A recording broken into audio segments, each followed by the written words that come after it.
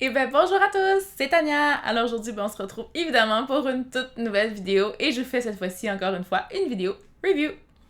Je vous parle donc aujourd'hui du livre Riffs and Refrain, j'ai vraiment de la misère à dire, de Daphne Perry qui est le deuxième tome de la série Hush Note. Comme d'habitude, je vous laisse le résumé en barre d'infos et puis moi, je passe à mon avis. Alors, autant j'avais apprécié le premier tome, autant j'ai dévoré et adoré et je suis tombée sous le charme de ce deuxième tome. Je lui ai mis une note de 4.75 sur 5, ce qui est clairement plus élevé que ma note pour le premier tome, et je m'attendais vraiment, mais vraiment pas à ça. D'abord, je m'attendais pas à ça, particulièrement parce que le personnage de Queen, qu'on découvre dans le premier tome comme étant une vraie peste, est quand même assez difficile à aimer. Elle va faire des commentaires plus ou moins douteux, là, souvent dans le premier tome. On en apprend plus sur elle parce que c'est son tome à elle. Donc, comment dire? J'ai adoré ce personnage. Je l'ai vraiment adoré parce qu'on se rend compte que c'est vraiment un personnage. Queen, elle est vraiment plus blessée. Elle se protège plus qu'autre chose. Je trouve que c'est une fille magnifique, mais qui a vécu des choses dans son passé et surtout un manque d'acceptation de ses choix de vie de la part de son entourage et de sa famille proche, ce qui fait en sorte que Queen, dans le début du livre, va recevoir une mauvaise nouvelle. Un des membres de sa famille est décédé, ce qui fait en sorte qu'elle va devoir retourner chez elle pour la première fois en presque 10 ans, en 9 ans, si je me trompe pas. Et c'est là qu'elle a laissé toute sa famille, qui est encore toute là, qui a continué sa vie sans elle. Et c'est là aussi qu'elle a laissé son amour de jeunesse, Graham, en fait. Là. Donc, évidemment, c'est entre ces deux-là que ça va se passer. On se entend dessus. Et j'ai tellement aimé ce livre-là. Il y a une touche vraiment de sensibilité. C'était très, très touchant et émouvant comme livre. Oui, il y a la partie romance que j'ai totalement adoré, mais il y a vraiment le développement du personnage de Queen que c'est, je pense, ce que j'ai apprécié le plus de voir, là, de la voir se développer, de la voir évoluer, de la voir s'ouvrir au monde à nouveau parce qu'elle s'était faite vraiment une très très dure carapace pour éviter les gens d'entrer, de la connaître davantage. C'est la rebelle, c'est celle qui doit toujours être forte, c'est elle qui est dans un groupe de musique composé exclusivement d'hommes, mis à part elle. Donc, tu sais, elle a une bonne carapace, là. Donc, elle a pas vraiment le choix. Et puis, tu vois que quand elle revoit Graham, ils se sont pas laissés en bon terme, on s'entend. Ben, en fait, c'est pas passé un drame ou quoi que ce soit dans leur passé, c'est juste qu'ils se sont laissés, ils se sont jamais reparlé, je pense qu'ils ont laissé certaines choses en suspens.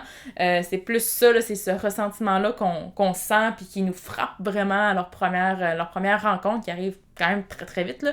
Dans le roman, on s'entend, là, c'est l'auteur, elle niaise pas avec ça, mettons. Là. Donc ça, j'ai apprécié ça et j'ai aimé voir comment ça va se développer par la suite. Puis on voit que la carapace, ben, elle tombe complètement avec Graham. On voit que elle a beau vouloir, elle est pas capable de la garder, puis il faut qu'elle vive certaines émotions aussi.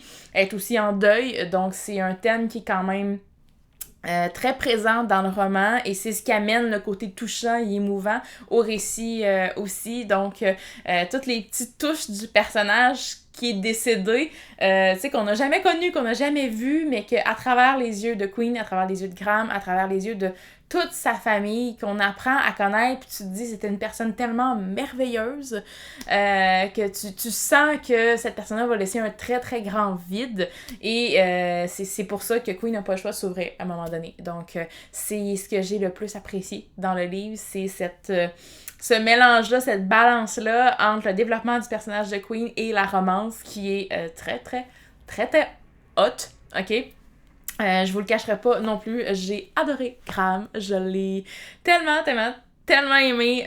C'est un homme fort, c'est un homme bien, c'est un homme gentil, c'est un homme doux, patient, attentionné, il est juste complètement merveilleux.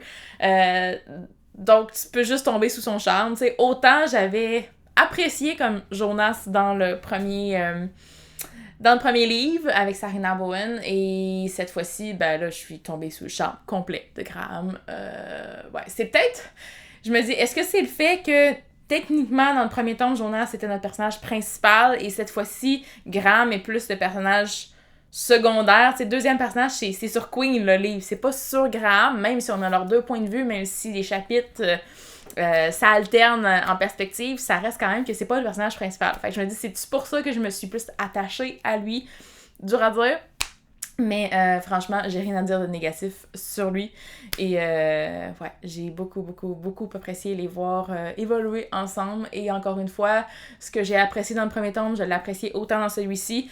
On ne se laisse pas sur un drame. C'est pas, encore une fois, une chicane malentendue qui va laisser les personnages dans le conflit qu'on a toujours un peu à la fin des romances, avant le happy ending, évidemment.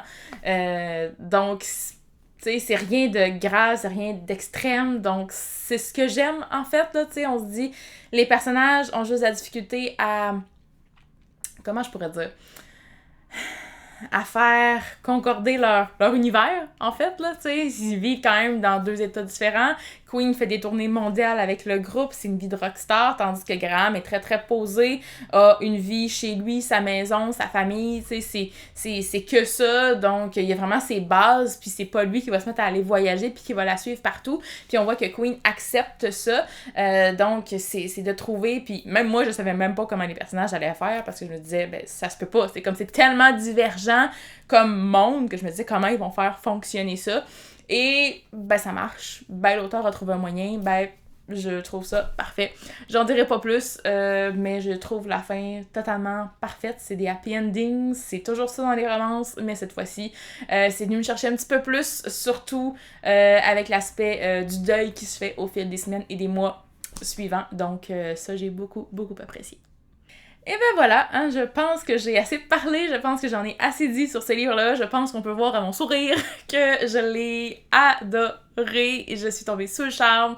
C'est pas passé loin du coup de cœur, puis je me dis, est-ce que ça en est un? Tu sais, j'y repense, je suis comme, c'est un coup de cœur. Déjà, j'y avais mis une note de 4.5 au départ, puis là, je l'ai monté à 4.75 selon mon ressenti de 3e tome que vous verrez dans une prochaine vidéo. Donc, voilà, est-ce que c'est un coup de cœur? Je sais pas, mais c'est vraiment pas passé loin si c'en est pas. Donc voilà, c'est ce qui conclut cette vidéo aujourd'hui. J'espère que vous avez apprécié. Si c'est le cas, n'hésitez pas à liker la vidéo, ça fait toujours très plaisir. Et puis moi, ben, en attendant la prochaine vidéo, je vous souhaite de très belles lectures et je vous dis à la prochaine!